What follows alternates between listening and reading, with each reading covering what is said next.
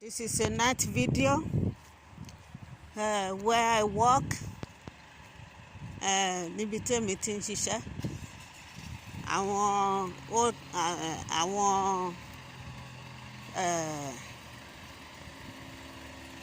Àwọn tó ti ṣiṣẹ́ darí, àwọn pensioned people, old people's home, àwọn ló ń gbébẹ̀.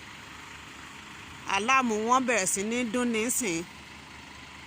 Kò dájú pé wọ́n rí ibi tí iná ti ń jò, ṣùgbọ́n lójú ẹsẹ̀ bọ́n ṣe pé fire brigade.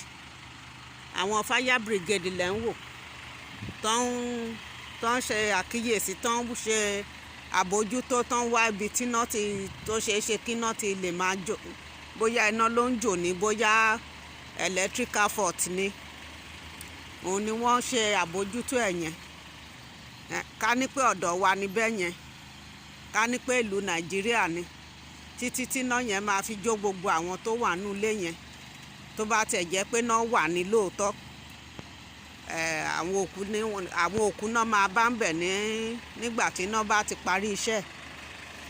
So òru lélẹ́yìí o, òru lélẹ́yìí. So bó ṣe rí nìyẹn o. Ara nǹkan tá a ṣe ń sọ pé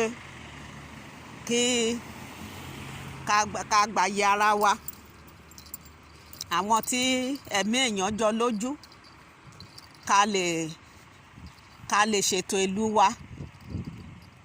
Àwọn tí tẹ̀mí ò jọ lójú, kán máa ṣe bó ṣe wù wọ́n láyè wọn.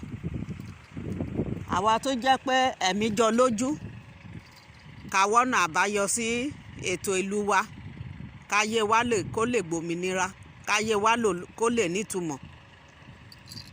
Bó ṣe rí nìyẹn o. Ẹ kú iṣẹ́ gbogbo ẹ̀yin ajàjàǹgbara wa. Ọlọ́run á fún yín ṣe o. Ọlọ́run á fún gbogbo wa ṣe o. Ọlọ́run á tì yín lẹ́yìn, á tì wá lẹ́yìn o. Àní ṣe lásán o.